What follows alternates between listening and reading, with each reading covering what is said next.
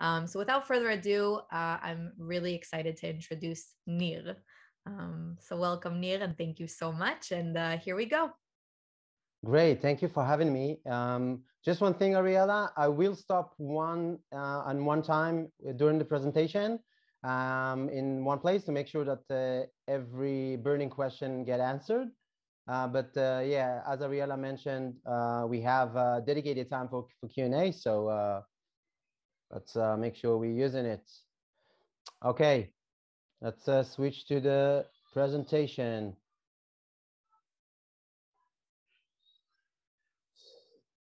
All right.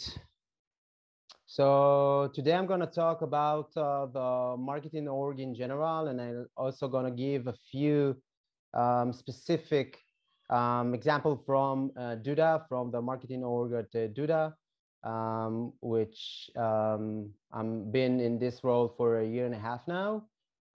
So maybe I can give you a bit of a background about myself. I hope that everyone can see the deck. All right, perfect. So I'm 40 years old, married, plus 3 kids, 2 girls and 1 baby boy. I'm an avid swimmer. Used to be a swimmer before the army, and now I'm mainly swim in the Mediterranean. So I love to swim in the open water and less in pools. And I've been with the performance marketing slash growth roles within the last 12 years. So when Ariella first approached to me, she said that they will be interested to hear about my career path because it's a bit unusual.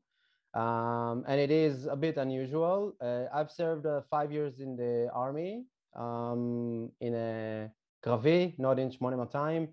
And then after the military service, I've started to study biology in the Hebrew University. I wanted to be a doctor, so I've studied 3 years of biology in the campus of Givat Ram in Jerusalem. And right when just submitted my last test, my last test, and they wanted to apply to the medicine plan in Tel Aviv, my wife came with an offer. She just got an offer from Google in Dublin to move for a relocation for her dream role. And I've said, okay, I can pause whatever I'm doing now for a few years, a year or 2 years. That was the original plan.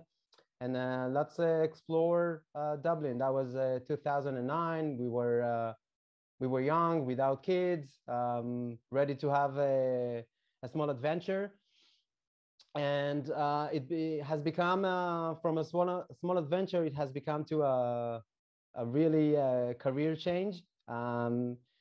In Dublin, my wife started at Google, and I've started at the Israeli embassy. And one thing that I've did there, aside from security, is to start the social media of the embassy. So basically, it was 2009. Social media wasn't so popular, and the entire hasbara was made by the ambassador in university that most of them has boycott Israel. So basically, the sound and the word of Israel wasn't heard. So together with the counselor there, we've started a real. That was actually the first plan in social media across all the embassies. We roll out a plan on Facebook and on Twitter, and I was really attracted to this power that the online space has. So within that, and after the day at the embassy, I've started to study by myself everything that is connected to social media, to advertising.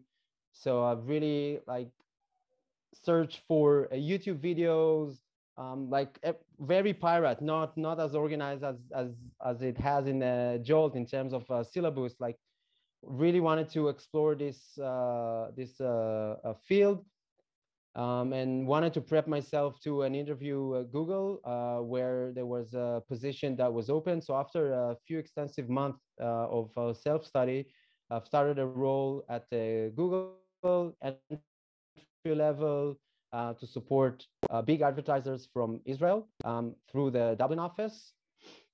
So after a few years there, and when my wife was 9 months pregnant, don't know if how many of you were in Ireland. It's an amazing country, but it's not a country for Israeli children. 300 days of rain, and the other side, it's always cloudy. So we've decided to come back to Israel.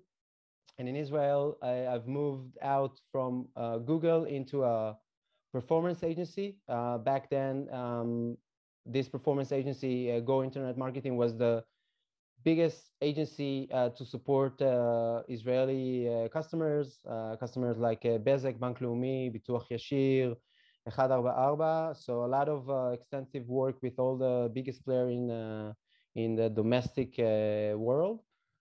There, I've started the department of 13 people, and when I've left, it was already 21 people. But something was missing. After I've seen the global capabilities of advertisers that can grow outside of Israel and really advertise in the big ocean of US, UK, I thought that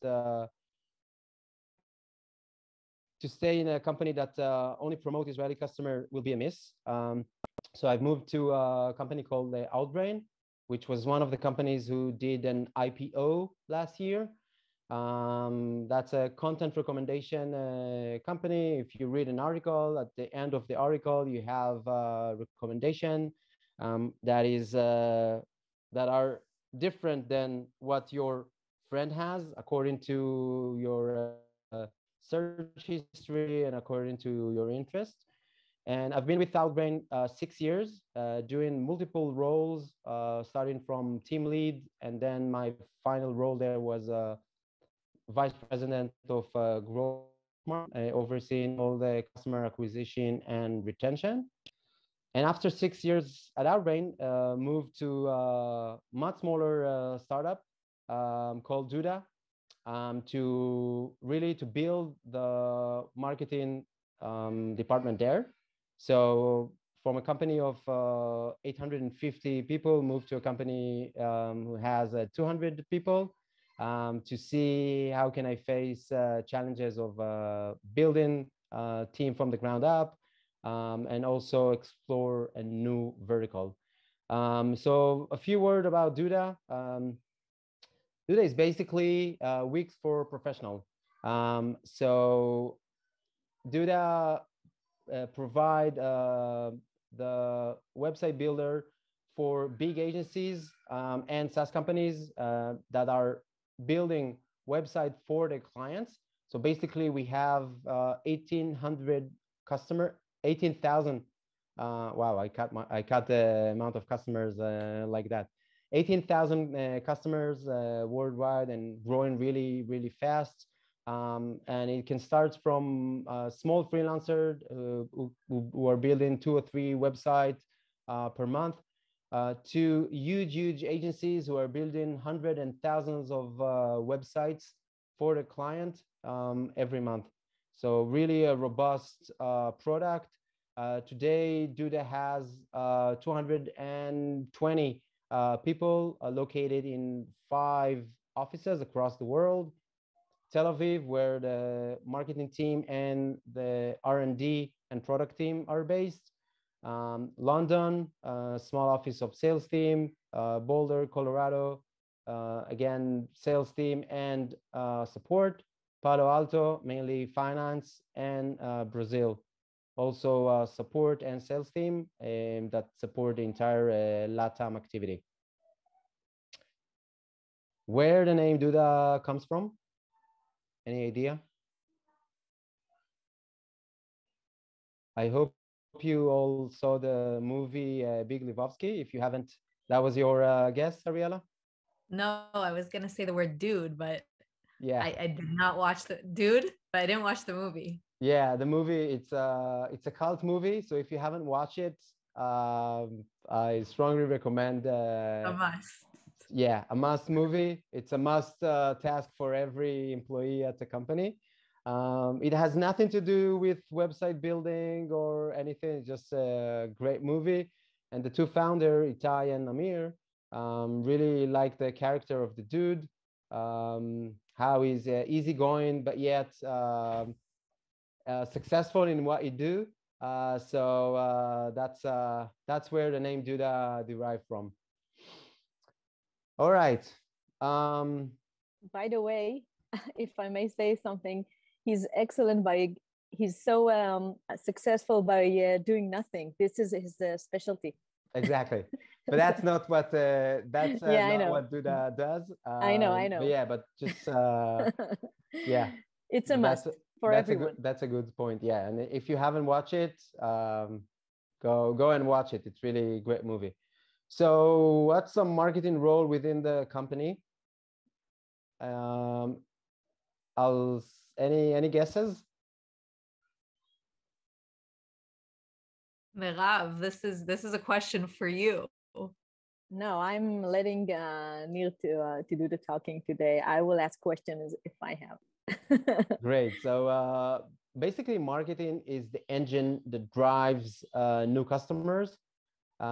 So they are in today's world, and you probably heard the words B2C and B2B. So marketing are driving new customers to the organization, both B2C organization through product-led growth, basically through the website and through funnels that user can buy the product themselves. So that's the B2B, that's the B2C side, business to consumer. And the B2B side, business to business, is usually more complex and has a different funnel where there is some sort of a handoff between marketing and sales. So what is interesting at Duda is that we have both. So we have a B2C side, and small agencies, small medium agencies can buy our product through the funnel that we have on the website. But on the other side, we also have a B2B funnel that much bigger companies like TripAdvisor, like GoDaddy, like Bukun, Yonos can buy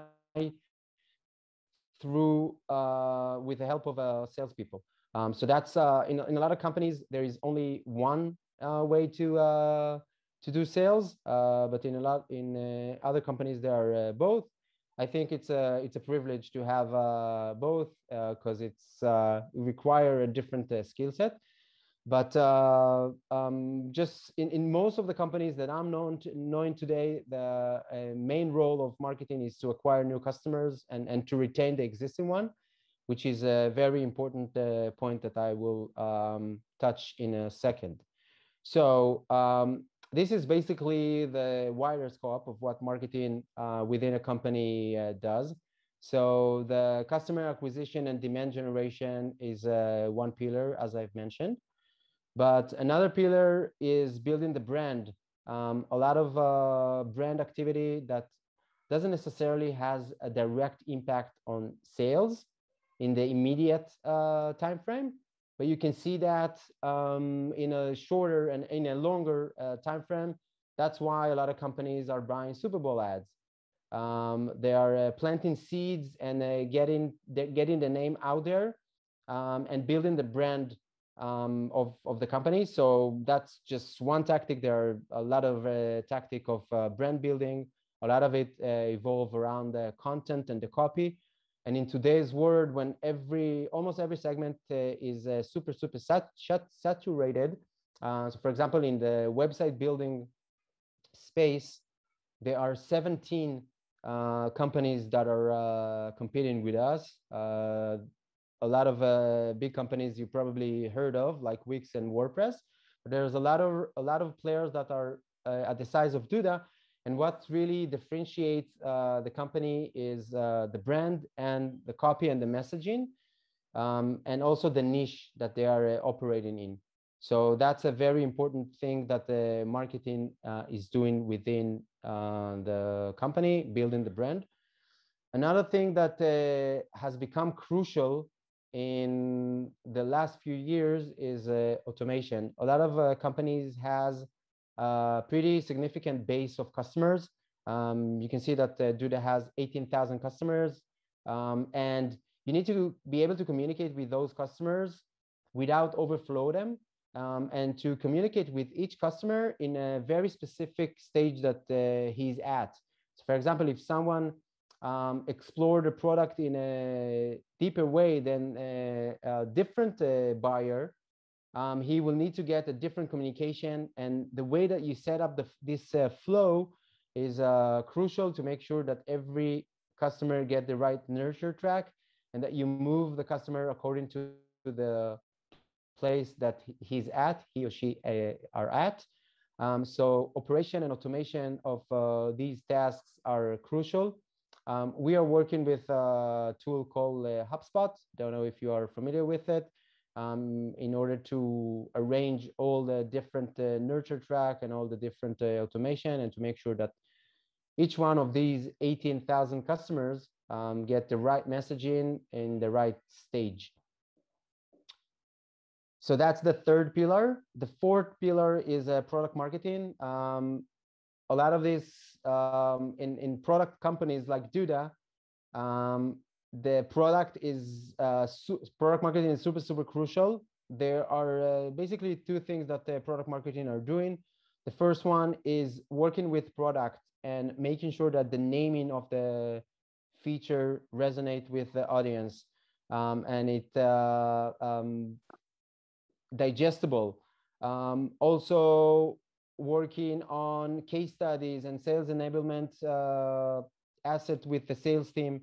So a lot of connection between sales and between the product team happens in the product marketing unit, which is part of marketing. The last part is the retention and education.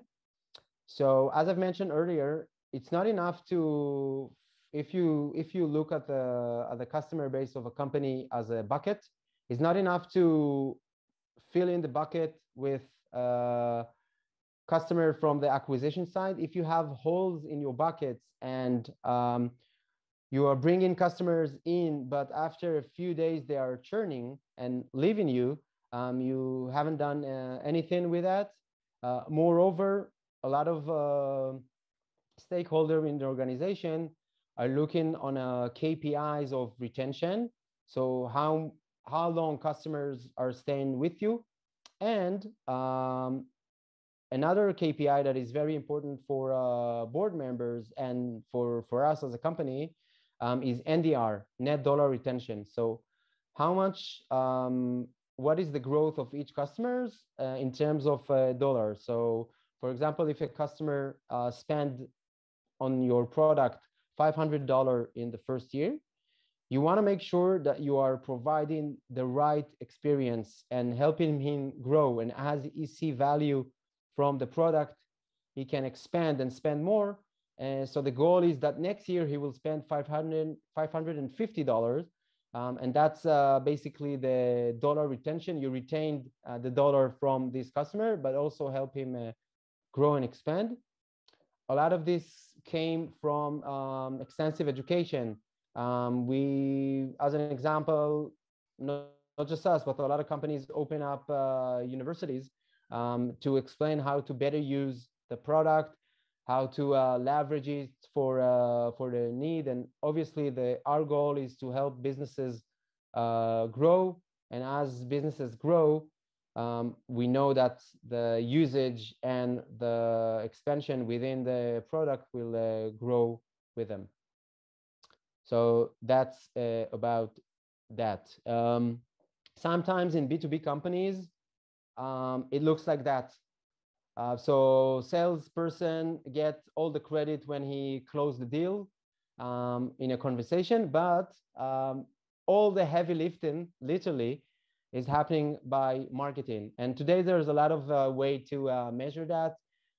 There's a different attribution model that you can measure all the touch point of social, paid activities, content that you are providing, to make sure that you know what is the impact of marketing on the actual sales and how many of this revenue can be attributed to marketing.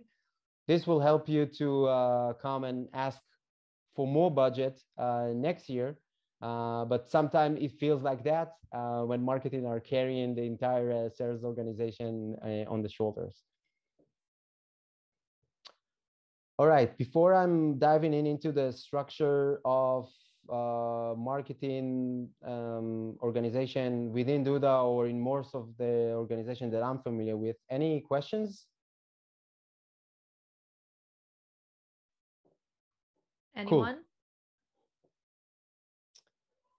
Great, moving on. So usually the structure, or in most organization, the structure of the marketing team, marketing leadership looks like that.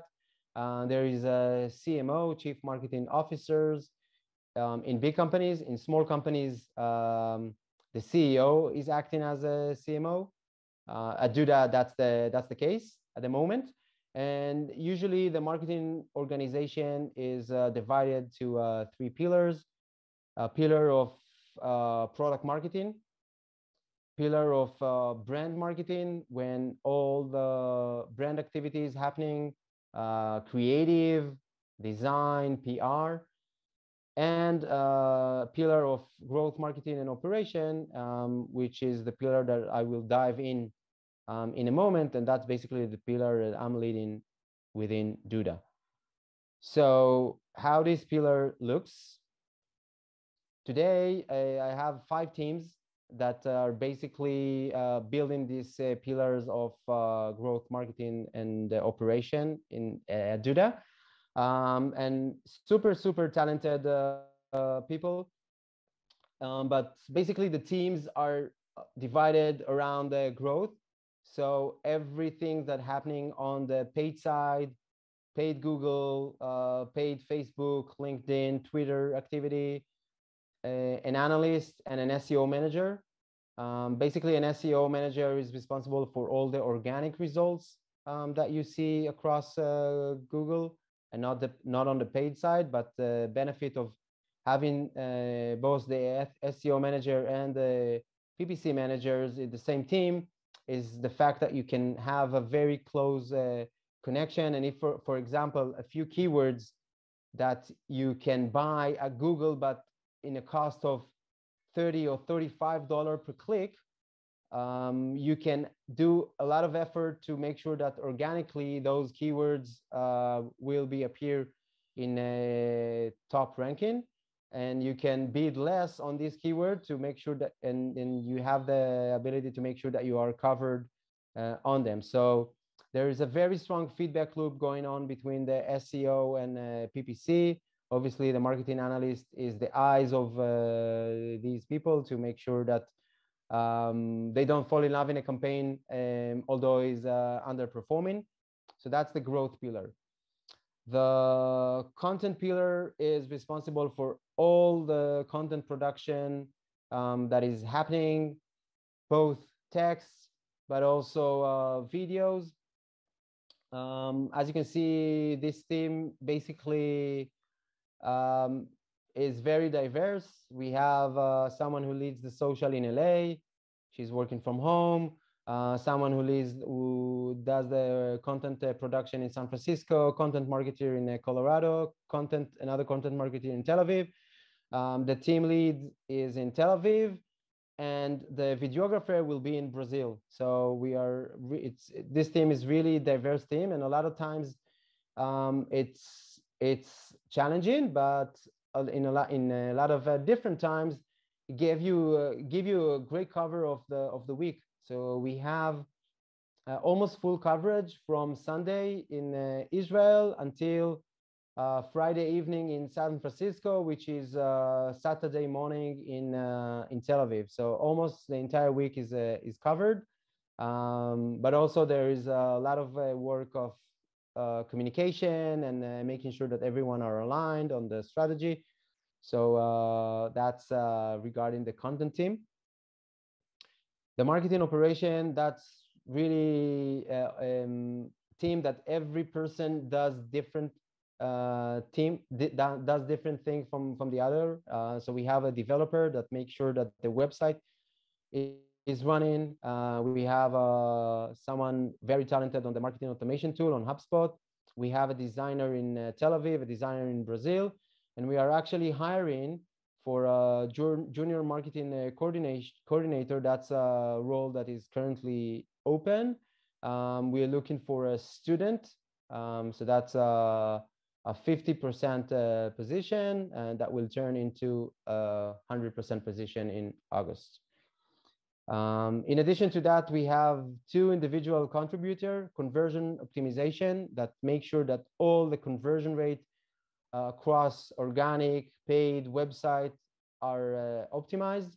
So that's a lot of micro copy work and a lot of work with the design. So, and a lot of A/B tests. So for example, a few things that we did recently is we move a few icons above the fold, change the color and the layout of a few buttons, change micro copy and tested it. So every time when you visit our website, there is a test that is running in the background, and the conversion optimization manager is responsible for it. So the second individual contributor is the head of influencer. So as I mentioned, there are 17 players that are competing with us, and a lot of the discovery in this space is happening on the influencer level. So a lot of great people that have a huge follower base on YouTube or LinkedIn that are doing reviews for different platforms. So we need someone to work with those influencers. And we have someone really strong in the Ukraine that doing that and managing it from there. All right. Another thing that Ariela asked me to talk about is about things that I'm looking for when I'm hiring new candidates, regardless of their experience, because obviously for some roles there is a minimum experience that is required, but for other roles there is less experience or none. And regardless of the experience, I think that I'm gonna mention a few things that I'm looking for when I'm interviewing. So the first and foremost is passion. I think that this is something that you can feel immediately when talking with a candidate. You can feel his passion. You can feel what he will bring to the company and what he will bring to the team. And if you're talking with someone that is low in energy and doesn't have, and you ask a few questions and you see that it's not exactly the role that you want to do, that's a no-go, because there are a lot of challenges during a day and during a week and during campaigns, and a lot of crises. And if you don't have the passion and you don't really love what you're doing, you won't be successful. So that's the first thing. And I'm sorry about this GIF running around. I'm sure it's hard to concentrate. It's hard for me. So I'll move on to the next slide. 3 more things that I'm looking for is accountability and ownership. So just an example of a question that I'm asking here. So I love to ask a question of describe me the most successful project you were part of. So that's usually a very easy question, and people love to speak about their successes and what were their part in this success. But then I'm usually asking, describe me a failure or something that was not successful that you took part of, and what are the takeaways here? So what I'm looking for is to see the accountability and the ownership of the person that I'm interviewing. Um, we are not always successful. On the contrary, there are a lot of mistakes that are happening, but the main thing is to learn from these mistakes. So every time there is a mistake in the team, we are doing a recap and understanding why this was happening. And again, we're doing a campaign in millions of dollars, and we have a lot of followers. And just imagine a typo in a tweet. How can this hurt a brand, which it took you years to build? But again, I'm taking into a consideration that mistake will happen. But if we are doing the same mistake twice, this is a red flag. So we are doing really analyzing every mistakes and what it happened, and doing a serious debrief to make sure that this doesn't happen again. But it doesn't say that we can't do mistake. The only thing that matters here, that we learn from these mistakes and learn how to get better. That's the only way that you can actually learn. And what I'm looking for in a candidate, to see if he take ownership on the mistake or failures that happened in the past, again, without really knowing the project that he's describing, only from what he or she are describing. The second thing, and the second trait, is creativity and sense of entrepreneurship. Although we are a startup, there's a lot of places in the organization that already looking as a corporate, mostly finance and processes are super important. But without creativity, you're gonna lose yourself within the other 17 competitors.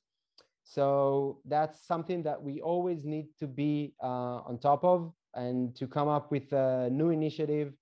And just an example, someone who joined my team a month ago had an amazing idea to have an agency event. And I'll speak on this event in the last slide. But she just joined a month ago. And because this idea was so good, we've decided to stop most of the things that we're doing and to concentrate on these ideas. And within 3 weeks, we were able to lift this event, which is happening next week. And I will be really happy. I think it will be beneficial for you to register, because there's a lot of sessions there that are talking on the widely what is important within a website. But just an example of how creative idea can yield fruit, even if you are new to the company. And again, I think that's an approach that I'm embracing. Everyone can have an idea that will have an impact on the company and on the revenue, not just the executive team or VPs. On the contrary, a lot of great ideas are coming from the team who's working and meeting the customers, the support team. So you have to be ready to listen. The last thing that I'm looking for is teamwork.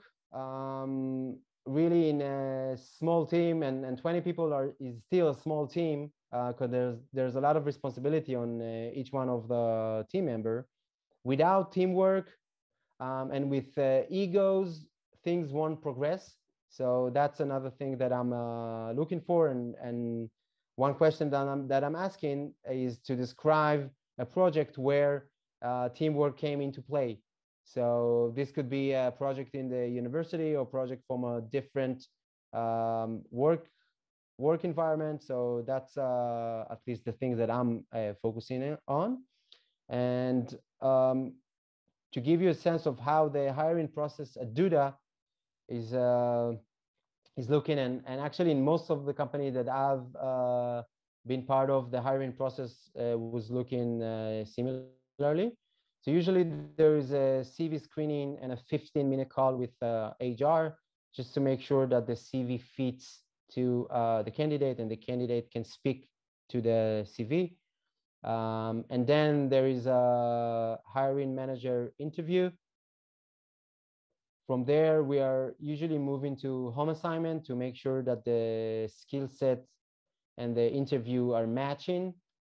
And after the interview, there is also a presentation that is taking place, because a lot of time you need to make sure that you know how to present your ideas in a coherent and clear way. So that's a skill set that is crucial in today's workspace. And I know that a lot of companies are also embracing the home assignment and the presentation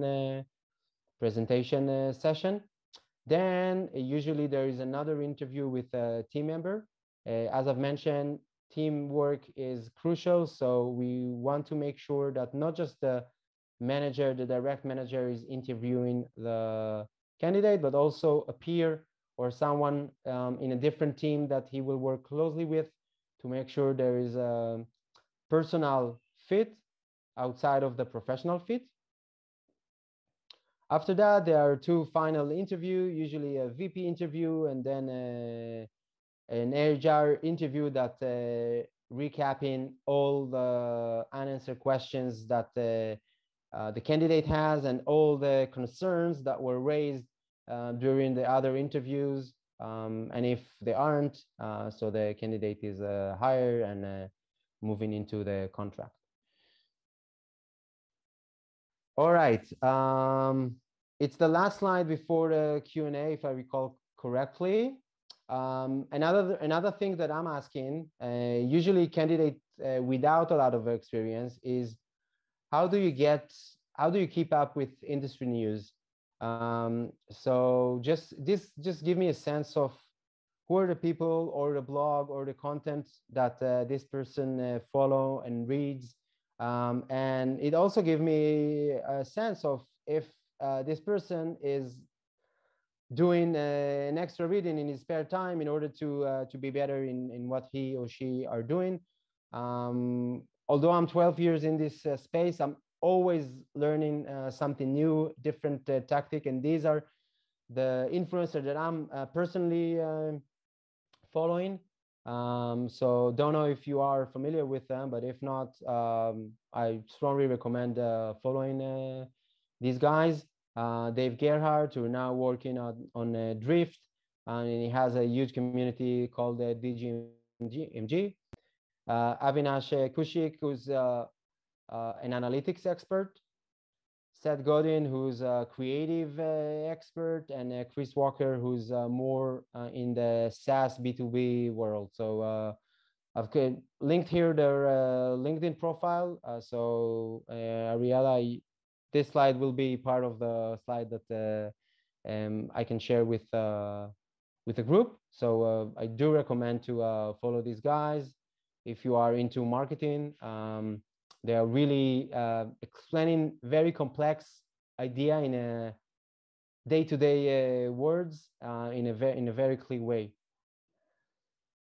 All right, so I think that's it from my end. I've did mention here my personal email at Duda and also the HR email at Duda. I want you to feel free to send me if you see anything that is relevant for you, any position, anything that I can help with. Feel free to shoot me an email. Also, you can. I'll be happy to connect on LinkedIn, and I'll also attach here two link. One to our career page, and the other one to DudaCon. That's the event that we are holding on Tuesday, Wednesday, Thursday of next week with really amazing speakers. It's going to be a bit late in Israel. It's going to start at 8 p.m., but it's going to be really great. So you can register and then get the recording later on, but I strongly recommend at least to join the first day with someone who's an expert in the website building space and in conversion optimization. And also there will be another conversation with Duda founders where you can ask questions if you like. So I'll share those links as well. And we have 14 minutes or more if we need to question. So happy to take any question you have.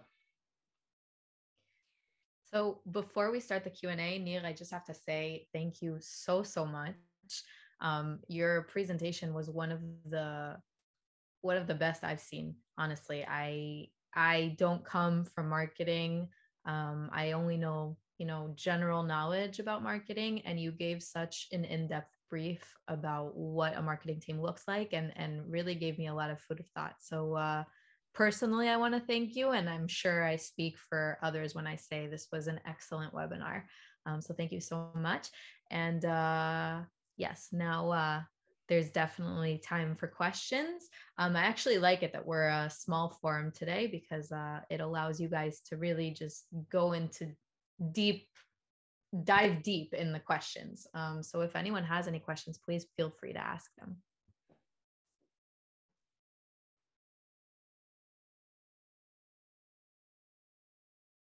Anything.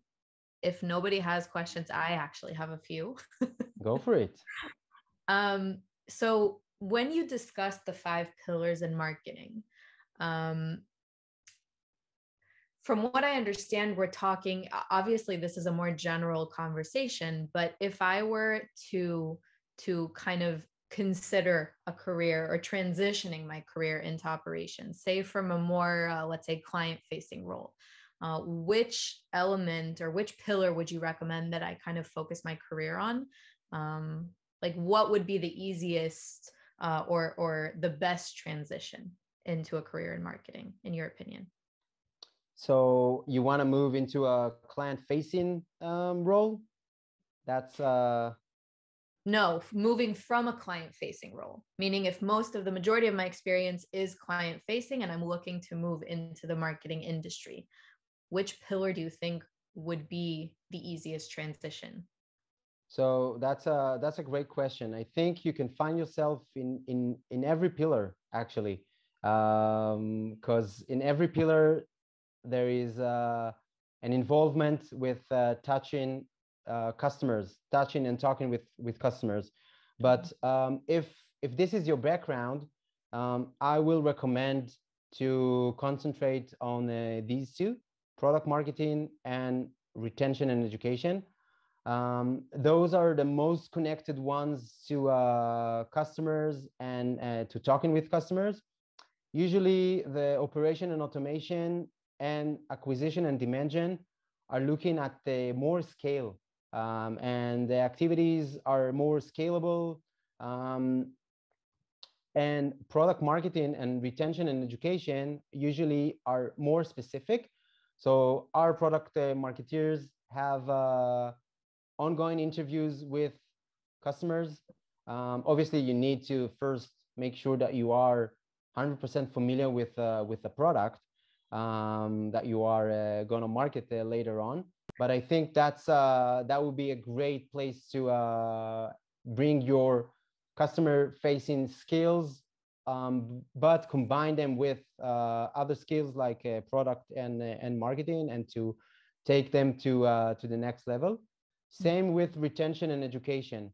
So the retention and education are a very growing segment in marketing. So a lot of organizations were super focused on acquisition and demand gen, and are still, because growth is one of the biggest parameters that investors are looking at. They want to see a company that is growing 40 and 50 and 60% year over year, but you can't grow without retaining and educating your customers. And now a very major pillar is to make sure that those users that you acquire stay with you and grow with you. That's another indicator that your product is actually providing value. So I think that could be also an amazing entry point. And from that, you can move to other areas. I know that a lot of people are doing PPC course and starting with the acquisition and the demand gen. So that's also a great entry point. Brand is usually people who came from משרדי פרסום and or PR, and operation and automation. So actually, we have an open position for someone without an experience to help with project managing, but those usually are more complex because both HubSpot and Salesforce are more robust systems. So in most organizations, these roles will require previous knowledge. So I would go with product marketing, retention, but also the acquisition and demand gen could be a great entry point to a starter. Perfect. Thank you so much for that. My pleasure. Anyone else have any more questions before? I have question. Hi, Shir. Hi. So I'm coming from the PR world. And I thought that marketing can be a direction for me. And I would really like to know what will be good for my skills, which position. So if you're coming from the PR world and if you love it, obviously to be a PR manager or a brand manager in a company could be a natural fit. So there are a lot of positions within companies of brand manager.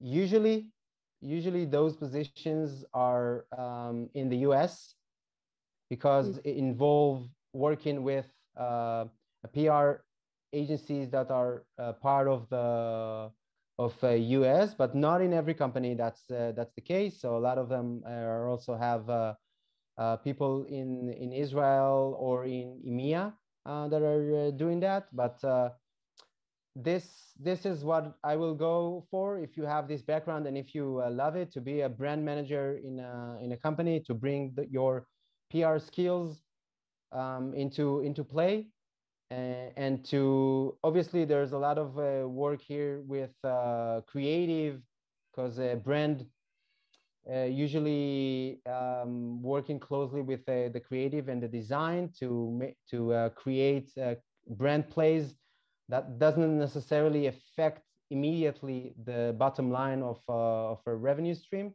like acquisition and demand gen are doing. So in acquisition and demand gen, you are measure every dollar that you're spending. What is the ROI? What is the return on investment that this dollar generated, and how fast? Because you need to make sure that you have enough cash flow to continue and advertise. In brand, you measure that in different parameters as viewability, clicks, CTR, click-through rate, time on page.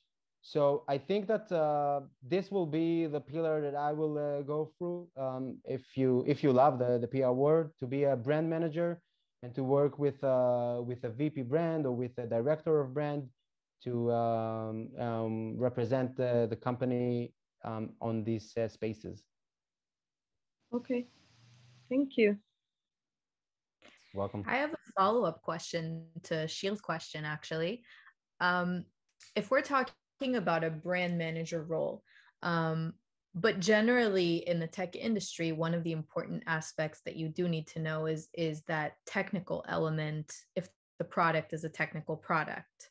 So my question is, would a brand manager be a good role for someone like Shil, for instance, who does come from a PR role previously and loves the industry, but doesn't necessarily have the skills other than, let's say, the course at Jolt, the technical aspect to the role?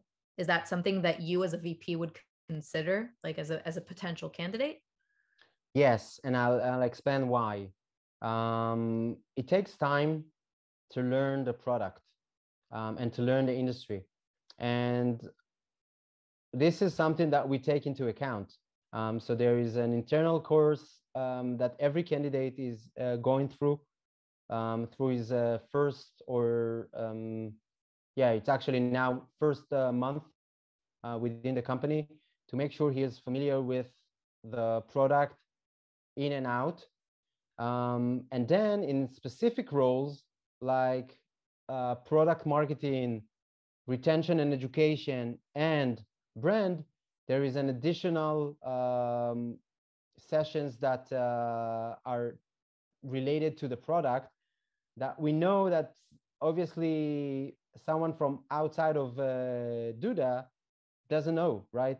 Because there's a lot of things that are running or in beta, and that's why there is a specific walkthrough within Duda. So we have the Duda University that can explain about the product, but there is an internal university, an internal course with more in-depth material for employees.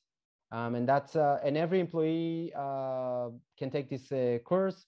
In some positions like support, product marketing, brand retention, these are mandatory, and we take into account that it takes time until someone is actually getting to know the product in a way that is good, and he can speak to it with a PR company. But the fact that Shir knows how to work with PR companies, what to request with them, how the article should look, where it should appear, what is the impact, all those things, that's a skill set that is definitely something that is an advantage. And I think, Shir, you can take that into a company that looking for a brand manager, and that would definitely be an advantage and in your application. Shir, you heard it here first. Go for it. I will. All right. So I do see we have 2 minutes left. So if anyone has any final questions or thoughts before we thank Nir. I would like to just think out loud and to ask a little question. I don't have any experience in marketing, only like a client. And sometimes I feel it's like a magic. How do you understand clients' needs? And you have experience leading and working in different countries. And maybe you can suggest how can a person who is interested to work in marketing field, how can he upgrade his exposure, like professional knowledge about the industry, what to follow, what to read, what to where can he get all of this information relevant to upgrade his feeling the market and feeling the people? So that's a good question, and I think this could be a good start. This could be a good start. In addition to, because there's a lot of knowledge out there, and I think one of the mistakes that people are doing is that they're starting to follow too many people, and they're starting to read too many blogs, and everything has become a mess in their mind. So I would suggest really to focus on 3 or 4 people only that you love the way they write, that you are resonating with what they're writing, and also to pick few companies and follow them on Instagram, Facebook, LinkedIn, Twitter. Start seeing and feeling their strategy. Aside from Duda, which are doing an amazing job in social, I think that no, I'm joking. We have a lot of places to improve. I think that Gong are doing a very good job in social and in the content strategy. So I'm personally following Gong, also an Israeli company. that has headquarters both in Israel and in the US. So really, I would go with starting with a few people that I'm love the way they write, that can help me progress. Aside from online courses, that there are a lot of them, right? Google has their all certification course, and Facebook has the Blueprint certification course. But that's really broad and general. If you want to see strategy going into market and going into play, I would recommend picking a few companies, just a few, and start following them on every channel. Start seeing, and then you will see, once you start to follow a company and you visit the website, you will start getting ads, retargeting ads. So start seeing how this come into play. And I really recommend following Gong, aside from Duda, to see their strategy. They really doing a great job. Yeah. Hope this answer your question. Yeah, very good advice. Thank you very much. Okay. Sure. It seems like we're done with questions. Yeah. So I do want to take this opportunity again to thank you so much, Nir.